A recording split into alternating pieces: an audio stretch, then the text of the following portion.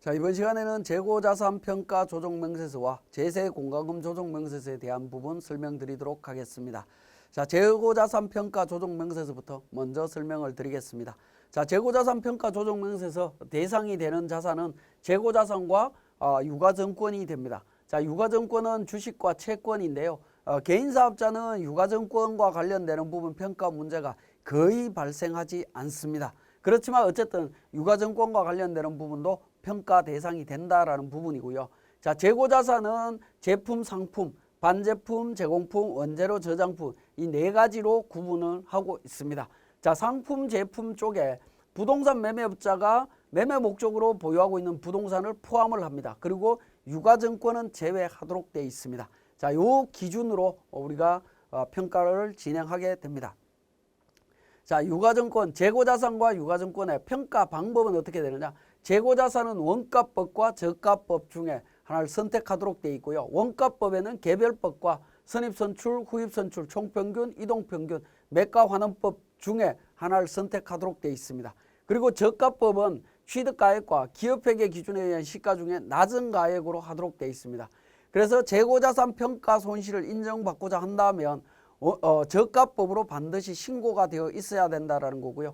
저가법으로 평가되어 있지 않다라고 신고되어 있지 않다라고 하면 원가법 중에 하나를 선택해서 신고를 했었어야 되는 부분이고, 원가법으로 신고 방법이 선택되어 있다라고 하면 평가 소실은 개선되지 않습니다. 자, 유가증권은 개별법과 총평균법, 이동평균법 중에 하나를 선택해서 신고할 수 있습니다. 자, 평가 방법의 신고와 변경 신고입니다.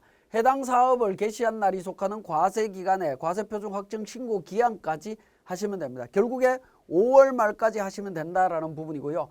이미 신고가 되어 있는데 이걸 변경하겠다고 하신다면 변경하는 경우에는 과세연도 종료일 이전에 3월이 되는 날까지 변경 신고를 하시면 됩니다. 3월이 되는 날까지 하시면 되겠고, 자, 앞에서 제가 평가 방법을 신고해야 된다라고 했는데 신고를 잘 안 하는 경우들이 많습니다. 만약에 신고를 안 하면 어떻게 되느냐 하는 부분인데, 무신고 시에는 일반적인 재고자산은 선입선출법으로 적용을 합니다.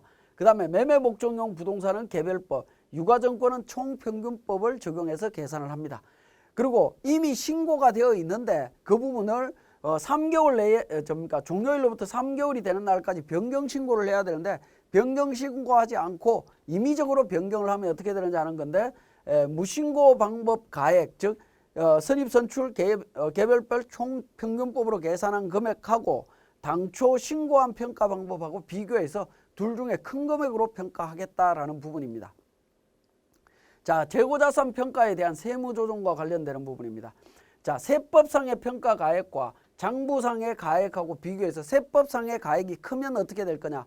자, 기말 재고자산이 늘어나면 당기순이익은 제가 늘어난다라고 세무조정 개념을 설명드릴 때 말씀을 드렸습니다. 그죠? 기말 재고자산이 줄어들면 당기순이익도 줄어든다라고 말씀을 드렸습니다. 자, 기말 재고자산이 오히려 늘어났죠. 세법 기준으로 늘어났기 때문에 늘어난 금액만큼 필요경비 불산입 유보 처리를 합니다. 즉 필요경비 불산이 총수익금액 산입과 같은 개념입니다. 그죠? 그 다음 연도에 차기에 필요경비 산입 유보를 처리를 해줍니다. 자, 그 다음 연도에 왜 이 반대의 세무조정이 바로 일어나느냐 하는 부분인데, 자, 그 부분은 우리 교재에 한번 보시면 단기 세무조정 사항은 차기의 반대의 세무조정으로 바로 반영되는 이유가 있는데 그 부분이 어떻게 되겠습니까? 기말 재고자산은 그 다음 연도 기초재고자산이 되도록 되어 있습니다. 그 다음 연도 기초재고자산이 되고요. 기초재고자산은 다음 연도에 모두 팔렸다라고 보는 겁니다. 기본적인 개념은 모두 팔렸기 때문에 관련되는 자산 부채가 소멸이 되면 관련되는 유보잔액도 반드시 소멸이 돼야 된다는 거죠. 그래서 필요경비 불산입되어 있던 유보잔액은 다음 연도 관련되는 기초재고자산이 모두 팔렸기 때문에 필요경비 산입 유보로 반대의 세무조정으로 자동으로 정리가 됩니다. 자, 반대의 경우 세법상의 장부가 평가가액이 오히려 작다라는 겁니다. 당기순이익이 줄어들었다라는 거죠. 필요경비 산입 유보 처리를 합니다. 자, 기말재고자산이 줄어들면 다음 연도 기초재고자산이 줄어들게 됩니다. 기초재고자산이 줄어들었기 때문에 필요경비 불산입 유보 처리를 한다라는 겁니다. 기초재고자산이 줄어들었고 그 관련되는 자산이 다음 연도에 모두 팔렸다라고 보는 거죠. 그래서 반대의 세무조정이 일어납니다. 그래서 즉시 세무조정이 다음 연도에 일어난다라는 겁니다. 요거하고 비슷한 개념으로 제가 설명드렸던 것이 대손충당금 한도 초과와 관련되는 부분이었죠. 이때 설명드릴 때 총액법과 순액법의 차이 말씀을 드린 부분 있을 겁니다. 자, 그 다음에 파손, 부패 등의 평가 손실에 대해서 어떻게 할 거냐. 파손, 부패 등의 사유로 정상가액으로 판매할 수 없는 경우에 사업연도 종료일 현재 처분 가능한 시가로 평가를 할 수가 있습니다. 자, 이 부분은 결산 조정으로 반영했을 때 필요경비로 인정받을 수 있다라고 보시면 되겠습니다. 자, 제세 공과금 조정 명세서에 대해서 설명을 드리겠습니다. 자, 먼저 필요경비 산입되는 제세 공과금입니다. 자, 영업자가 조직한 단체로서 법인이거나 주무관청에 등록된 조합 또는 협회에다가 경상경비 충당 목적으로 부과하는 회비가 있습니다. 협회가 부과하는 회비가 있는데 이 부분에 대해서는 그러니까 필요경비로 인정을 합니다. 과거에는 그 특별회비라든가 이런 부분들은 지정기부금으로 보도록 돼 있었는데 기부금 범위 안에서 그러니까 특별회비라든가 이런 부분들이 삭제가 됐습니다. 삭제가 되면서 경상경비 충당 목적으로 부과되는 회비라고 해서 일반 회비와 특별회비 구분하지 않고 규정되어 있다라고 하면 그 부분에 대해서는 제세공과금으로 인정하고 있습니다. 자, 그 다음에 수철부담금, 장애인 고용부담금이라든가 이런 부분들이 필요경비로 인정되는 제세공과금이 되겠습니다. 자, 필요경비 불산입 때는 조세 및 공과금이 되겠습니다. 자, 대표적인 게 소득세, 지방소득세, 가산세, 농어촌 특별세입니다. 자, 이 부분은 앞부분에서 제가 한번 설명드렸죠. 재무제표를 보고 바로 세무조정해야 되는 사항 중에 1순위입니다. 1순위. 그래서 손익계산서에 소득세나 지방소득세 비용이 있다면 반드시 필요경비 불산입 세무조정하셔야 됩니다. 자, 벌금, 과료, 과태료, 가산금, 체납, 처분비. 자, 이런 부분들은 우리가 잡손실로 처리를 하는 경우들이 있는데 잡손실 계정 분석하셔서 이 금액이 있다면 반드시 필요경비 불산입 처리하셔야 됩니다. 자, 그 다음에 교통위반 벌과금, 교통사고 벌과금 이런 부분들 마찬가지 개념이 되겠습니다. 필요경비 불산입 됩니다. 자, 필요경비로 인정되는 벌금과 과태료가 있습니다. 자, 한번 보시면 사계약상 의무 불이행으로 부과되는 지체상금, 국가기관이 아닌 개인과 개인, 법인과 법인, 개인과 법인 간의 계약으로 인해서 부과되는 지체상금이 있습니다. 특히 그러니까 제품을 납품하기로 했는데 납품 기한을 놓쳐갖고 그러니까 그 기한을 맞추지 못해서 그러니까 연체료라든가 뭐 이런 부분을 물어주는 경우들이 있습니다. 그러한 경우에 그 부분 필요경비를 인정해 준다라는 겁니다. 이때 중요한 건 사계약입니다. 그죠? 국가기관이 아니라 사계약일 때 인정이 된다라는 거고요. 그 다음에 산재보험료의 연체금, 단순한 납부 지연에 따른 연체이자 성격인 경우에는 인정을 해줍니다. 우리가 대표적인 부분이 뭐 5번째도 있습니다만은 전기요금 납부 지연 관련되는 부분, 우리 카드 대금이라든가 대출 이자라든가 이런 부분들 납부 기한 내에 납부를 해야 되죠. 납부를 해야 되는데 늦게 납부하면 연체료가 붙습니다. 그러한 연체료 부분에 대해서는 전부 다 필요경비로 인정을 해 줍니다. 근데 국가기관에 내야 되는 세금을 연체했을 때는 가산금, 가산세 부분으로 해당이 돼서 필요경비 불산입됩니다. 그러니까 국가기관과 개인 간의 차이가 있다라고 보시면 되겠습니다. 자, 사업용 자산에 부과되는 제세공과금 등에 대한 필요경비 산입 여부 다시 한번 정리를 해보겠습니다. 매매 목적인 토지, 즉 부동산 매매업의 재고자산과 관련되는 부분인데 여기에 대한 재산세 등은 필요경비 산입됩니다. 이건 뭐 당연한 부분이 되겠죠. 그죠? 사업과 관련성이 있는 부분이니까요. 자, 그 다음에 임대업자가 납부할 의무가 있는 재산세, 종합부동산세, 취득세, 중과부는 필요경비 산입합니다. 임대사업자가 임대부동산을 보유하고 있고 이 부동산과 관련되는 재산세라든가 종합토지세, 종부세 뭐 이런 부분들 전부 다 인정을 해 줍니다. 자, 종합부동산세는 자진신고 납부일에 필요경비 산입해 줍니다. 종부세는 사업과 관련되는 자산일 때 관련되는 부분으로 필요경비 인정받을 수 있습니다. 사업과 관련 없는 자산에 대한 종합부동산세가 나왔다. 그 부분은 당연히 필요경비로 인정이 안 되겠죠. 근데 사업과 관련이 있을 때 부동산 임대사업자의 경우에 종합부동산세가 부과되었다라고 하면 그 종합부동산세가 임대용 부동산과 관련되는 건지 한번 확인해 보시고 임대용 부동산과 관련된다면 필요경비로 인정받을 수 있습니다. 자, 재산세 과세 기준일은 언제냐면 6월 1일 기준입니다. 재산세 과세 기준일 현재 사업용 자산에 해당하지 않는 경우에는 재산세 및 종합부동산세는 필요경비로 인정을 받을 수 없습니다. 자, 예를 들어서 이런 부분들입니다. 자, 기존의 부동산을 계속 사업과 관련 없이 임대사업을 하지 않다가 예를 들어서 7월 5일 날부터 임대사업을 시작했다라고 하면 6월 1일 기준으로 부과된 재산세 7월달, 9월달, 12월달 종합부동산세 나오는 부분인데 그 부분은 당해 연도에 대해서는 인정을 받을 수가 없다라는 겁니다. 왜냐하면 6월 1일 기준으로는 사업과 관련이 없었기 때문에 그렇습니다. 자, 그 부분 좀 주의해서 챙겨보실 필요가 있겠습니다. 자, 그러면 지금까지 설명드렸던 내용을 기준으로 우리 세무사랑 프로에서 다시 정리하겠습니다. 자, 세무사랑 프로 운용 방법에 대해서 재고자산 평가 조정 명세서 작성하라라고 되어 있습니다. 우리 교재 자료에 보면 재고자산과 관련되는 정기유보 잔액은 재고자산 평가증 500만 원이 있다라고 되어 있습니다. 자, 우리 유보 잔액과 관련되는 부분은 우리 유보소득 조정 명세서라고 하는 부분인데 이건 나중에 설명을 드릴 겁니다. 나중에 설명을 드릴 거고요. 자, 이 부분 전기에 작성된 부분을 한번 조회를 해보시면 전년도에 그러니까 제품 평가와 관련되는 부분 전기 제품 평가증 500만 원에 대한 자료 내용들이 있습니다. 자, 이러한 자료 전년도 자료를 바탕으로 해서 세무조정이 일어난다라고 보시면 되겠습니다. 그래서 재고자산 평가 조정 명세서 작성할 때 전년도 유보 잔액을 반드시 한번 확인을 하시고요. 확인을 하시고 과목별 세무조정에 재고자산 평가 조정 명세서로 갑니다. 자, 재고자산 평가 조정 명세서로 가면 재고자산 평가 방법 검토가 있고 평가 조정 계산이 있습니다. 자, 재고자산 평가 방법 검토는 재고자산별로 평가 방법을 신고했느냐 또 그리고 실제 평가 방법이 어떻게 되느냐 하는 부분들을 이야기하고 있습니다.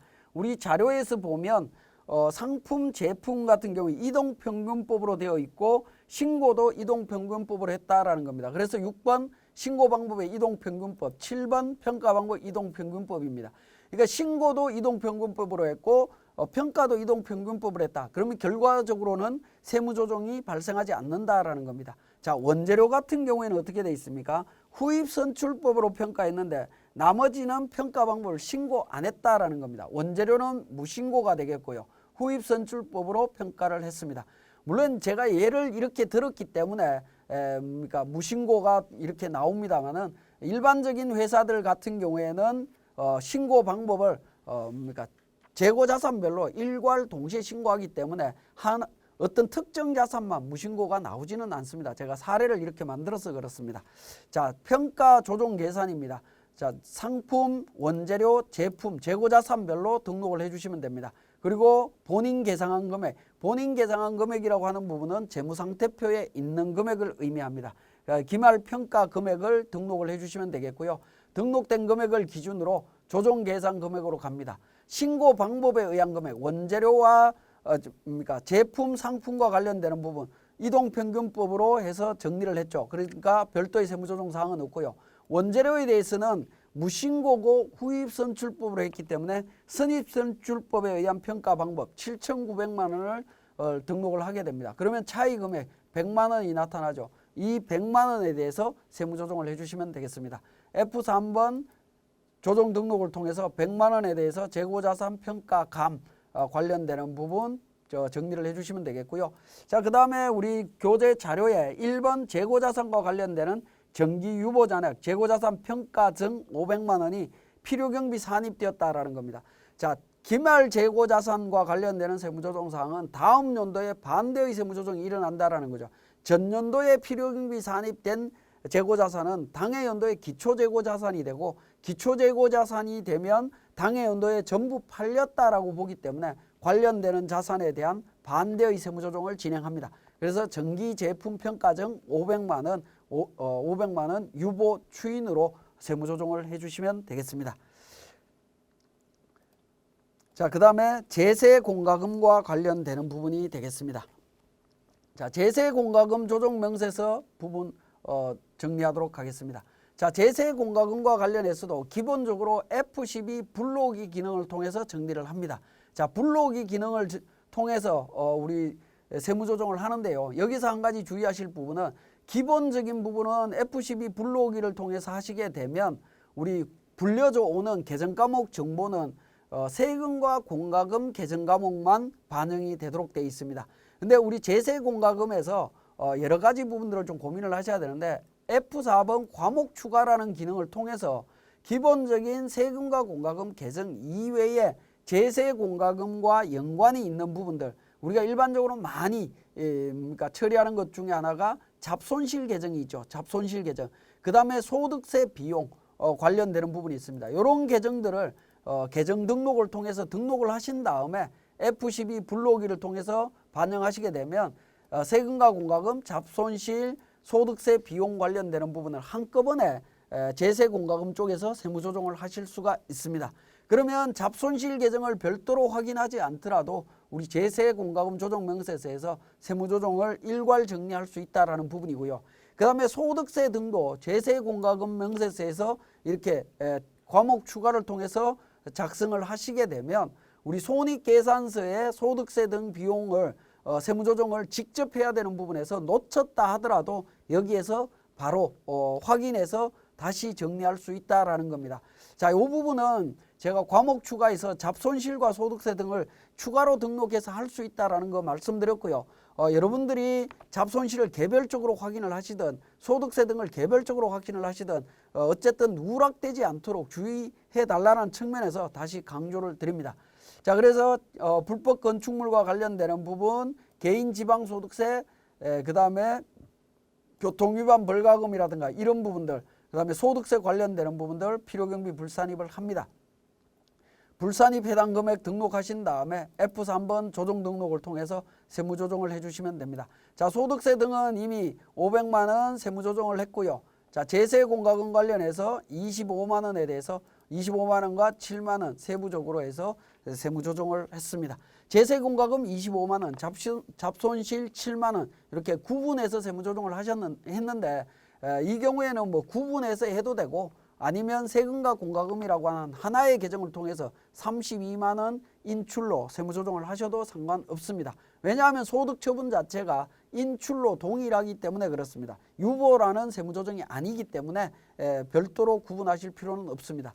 자, 만약에 소득세 등은 어떻게 할 거냐는 건데 소득세 등은 반드시 구분해서 정리를 해주시는 게 좋습니다.